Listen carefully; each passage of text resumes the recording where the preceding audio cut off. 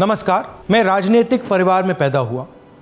जब मैं छोटा सा था 1980 में प्रियंका और मैं घर में लेई बनाते थे, रात को निकलकर पोस्टर चिपकाते थे। चुनाव समझता हूं, 20 साल से मैं स्वयं चुनाव लड़ रहा हूं। पोलिंग कैसे होती है, पोलिंग बूथ कैसे मैनेज किया जाता है, वोटर लिस्ट, फॉर्म 17, ये सब मैं गहराई से समझता हूं। कुछ समय पहले हमें दाल में काला लगा। चुनाव के नतीजे आते थे, मूड एक तरीके का होता था, रिजल्ट दूसरे तरीके का। मुझे याद है उत्तराखंड में हम चुनाव हारे। बाद में मैंने कैंडिडेट से पूछा कि जहां रोड शो हुआ था वहां जाके देखिए हमें कितने वोट मिले। हजारों लोग आए थे, पोलिंग बूथ में किसी ने वोट नहीं किया। यह असंभव था, यह हो ही नहीं सकता। उसके बाद छत्तीसगढ़ और मध्य प्रदेश के रिजल्ट, हमें लगा कुछ ना कुछ गलत हो रहा है। 2018 में मध्य प्रदेश में चुनाव होता है, हम जीतते हैं। हमारी सरकार चोरी हुई थी। 2023 में चुनाव होता है, मैंने अपने आंखों से भारत जोड़ो यात्रा में देखा, भयंकर एंटी इनकम्बेंसी, और हमें 65 सीट मिलते हैं। इम्पॉसिबल, हो ही नहीं सकता। और फिर महाराष्ट्र में पहली बार हमें सबूत मिला। विधानसभा और लोकसभा के बीच में जादू से नए वोटर आते हैं, और जहां भी इन नए वोटर्स ने वोट किया वहां वोट बीजेपी को गया। महाराष्ट्र चुनाव के बाद जब हमें डाउट हुआ, हमारे गठबंधन के सारे नेताओं ने प्रेस कॉन्फ्रेंस किए और हमने इलेक्शन कमीशन से कहा कि आप हमें वोटर लिस्ट दीजिए, वीडियो रिकॉर्डिंग दीजिए। इलेक्शन कमीशन ने मना किया। ना उन्होंने हमें वोटर लिस्ट दी और ना उन्होंने वीडियो रिकॉर्डिंग दी। डाउट हुआ, क्यों नहीं दे रहे, क्या कारण है? तो हमारे दिमाग में सवाल उठा, क्या इलेक्शन कमीशन बीजेपी की मदद कर रहा है? क्या इलेक्शन कमीशन ही इलेक्शन को चोरी करवा रहा है? इसके बाद हमने एक टीम सेटअप की और हमने उन्हें कहा कि आप जाइए, एक कंस्टिट्यूएंसी में जाके ढूंढिए, सच्चाई ढूंढिए, किस प्रकार से चीटिंग की जा रही है, किस प्रकार से ये काम किया जा रहा है और कौन कौन इस काम को कर रहे हैं। सबसे महत्वपूर्ण बात यह है कि इलेक्शन कमीशन डिजिटल डेटा नहीं देता है, फिजिकल डेटा देता है।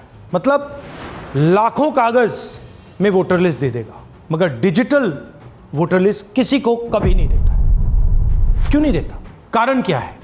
कारण है कि अगर डिजिटल डेटा मिल जाए तो इलेक्शन कमीशन की सच्चाई पूरे देश को पता लग जाएगी। हमने टीम को बताया, मैंडेट दी कि आप जाके चेक कीजिए, आप 5-7 सीटों पे पता लगाइए कि चीटिंग हुई, और अगर हुई तो कैसे हुई।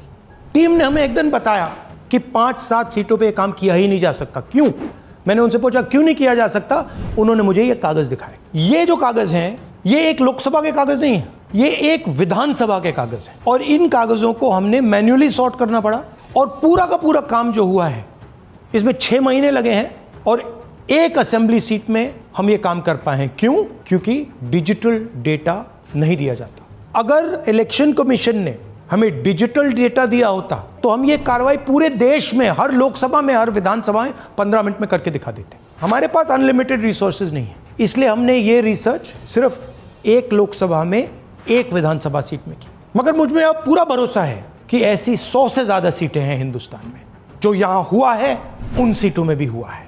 और याद रखिए, अगर बीजेपी को 10-15 सीटें कम आती तो आज नरेंद्र मोदी प्रधानमंत्री नहीं होते, इंडिया गठबंधन की सरकार होती।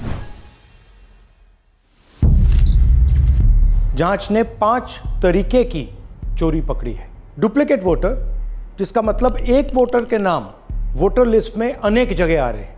फेक एड्रेस, मतलब एड्रेस है ही नहीं, या फिर हाउस नंबर 0।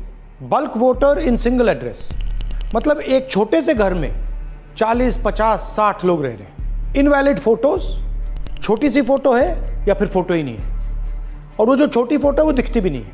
कौन है, किसका चेहरा है, नहीं पता लग सकता। Misuse of form 6। Form 6 first time voters के लिए होती है, मतलब जिनकी एज 18-20 साल की हो, मगर वोटर लिस्ट में 90 साल के लोग फॉर्म 6 का प्रयोग कर रहे हैं। चुनाव में 6,50,000 वोटर थे, उसमें से 1 लाख चोरी के थे। अब मैं आपको 5 उदाहरण देता हूं। ये देखिए, गुरकीरत सिंह डांग, इसका नाम 4 अलग अलग बूथों पे आता है। ये कैसे हुआ और क्यों हुआ?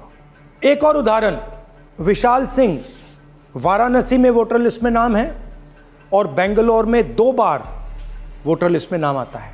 क्या ये वाराणसी में वोट कर रहे हैं या बेंगलोर में वोट कर रहे हैं या दोनों जगह वोट कर रहे हैं? एक और उदाहरण देखिए, हाउस नंबर 0। तो आपने कभी सुना है हाउस नंबर 0?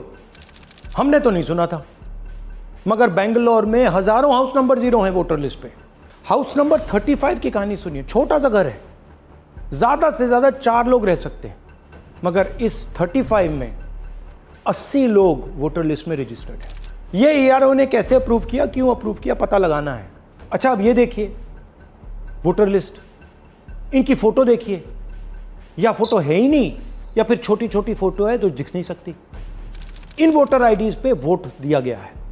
अब मैं आपको बताता हूं शकुन रानी की कहानी। फर्स्ट टाइम वोटर बनी है, 70 साल की आयु है। एक बार फॉर्म 6 का प्रयोग किया और उसके कुछ ही महीने बाद दूसरी बार फॉर्म 6 का प्रयोग होता है। 2 बार इनका नाम वोटर लिस्ट में आता है और फर्स्ट टाइम वोटर की लिस्ट में आता है।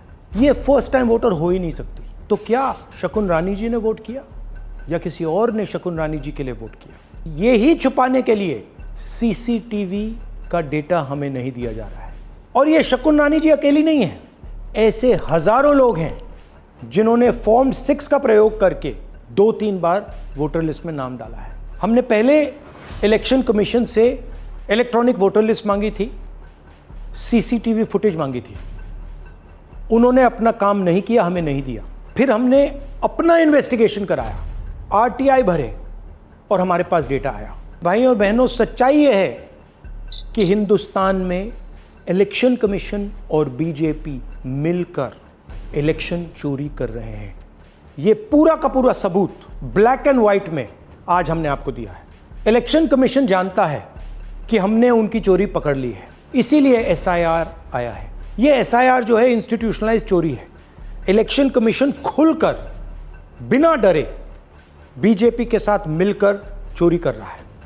और ये जो SIR है, इसका लक्ष्य गरीबों का जो हक है, उनका वोट जो है, उनसे चोरी करने का है।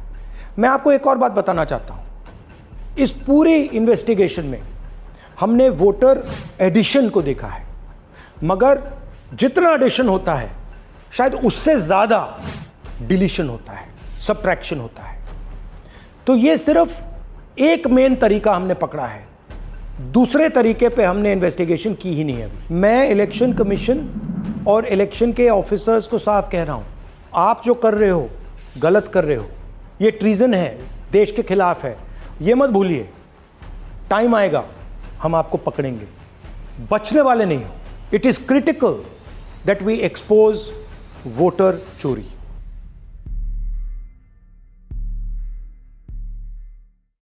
ताज़ा तरीन वीडियोस के लिए आप हमारे चैनल को सब्सक्राइब करें और देखते रहें पैगाम टीवी। पैगाम टीवी, आवाज़ आपकी।